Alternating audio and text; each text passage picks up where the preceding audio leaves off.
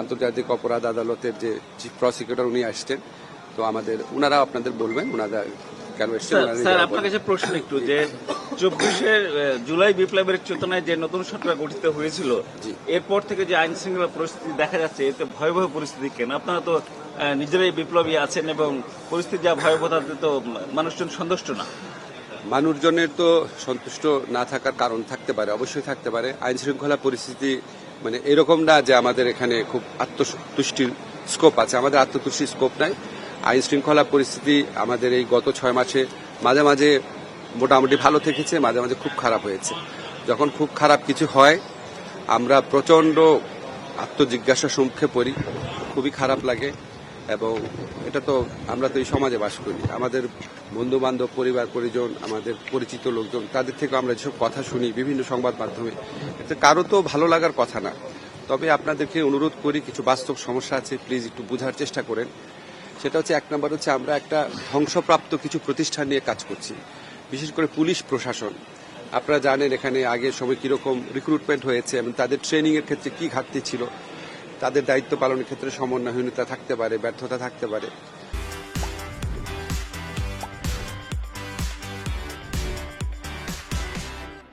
তারপরে আমাদের এখানে যে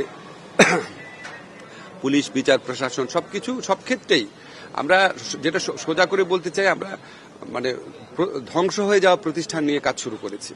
এটা একটা বড় চ্যালেঞ্জ। আবার এখানে আপনারা জানেন যারা পতিত ফ্যাসিস্ট শক্তি আছে, এরা তো আপনার কিছু লোক পালিয়েছে, মেজরিটি তো দেশে থেকে গেছে এবং তাদের হাতে হাজার হাজার কোটি টাকা। এগুলি তো বানানো কথা না, আপনারা জানেন। টাকা থাকলে এবং বদমতলব থাকলে অনেক আইন শৃঙ্খলা পরিস্থিতি নষ্ট করার মতো অনেক কিছু করা যায়।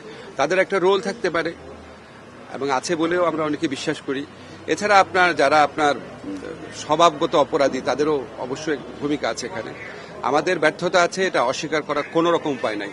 কিন্তু আপনাদেরকে একটা জিনিস বলতে চাই, আমাদের এই ব্যর্থতা উত্তরণের জন্য প্রচন্ড তাড়না এবং চেষ্টা আছে, চেষ্টা করছি আমরা। আপনারা জানেন যে এরকম একটা বিপ্লবোত্তর পরিস্থিতিতে পৃথিবীর কোনো দেশেই শাসন কার্য চালানো খুব সহজ ব্যাপার না। আপনারা চারদিকে তাকিয়ে দেখেন, আরব বসন্তের পর বিভিন্ন জায়গায় কি হয়েছে, আমাদের এমনকি স্বাধীনতা সংগ্রামের পর আমাদের দেশে কি পরিস্থিতি সৃষ্টি হয়েছিল। তো এরকম পরিস্থিতিতে যদি ওই পার্সপেক্টিভে দেখেন, তাহলে হয়তো আমাদের অনেক কিছু আপনারা সহৃদয়তার সাথে দেখতে পারবেন, ক্ষমা করতে পারবেন। আমি আপনাদের একটা কথা বলি, আমাদের অসহায়ত্ব দেখেন না। আমি যদি এখন আপনাকে রিয়ালিটি বলি, সেটা অসহায়ত্ব দেখছেন কেন? আমি তো আমার তাড়নার কথা, আমার দৃঢ়তার কথা, আমার দৃঢ় প্রচেষ্টার কথা সেটাও বলছি বারবার। তো আমি যদি আপনাকে সত্যিকার চিত্রটা বলি, তখন আপনি অসহায়ত্ব বলবেন।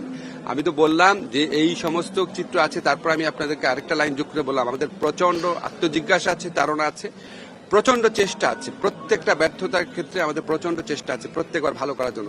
দেখেন, আমাদের স্বরাষ্ট্রমন্ত্রী কালকে গভীর রাতে একটা সাংবাদিক সম্মেলন করেছেন। আমি জানি না আপনারা এটা কিভাবে দেখছেন, কিন্তু আমি তো ওনাকে কাছে থেকে দেখি।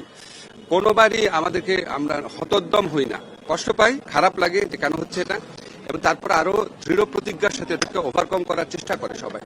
আমি ওনার মধ্যেও সেই চেষ্টা দেখেছি। ব্যর্থতা থাকতে পারে, কিন্তু আমার কথা জাস্ট একটাই, যে আমাদের এখানে ফলস আত্মতুষ্টি আমরা পোষণ করি না কখনো।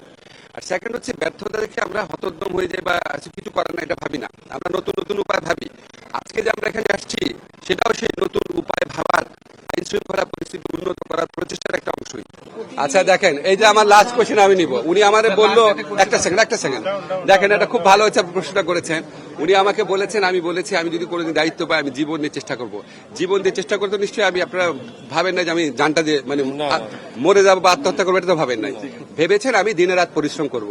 আপনার কি কোনো ধারণা আছে আমি কত ঘন্টা কাজ করি? এখন ভাই, দিনে রাত কাজ, জীবন দিয়ে কাজ করবো বলতে এটাই বুঝিয়েছি।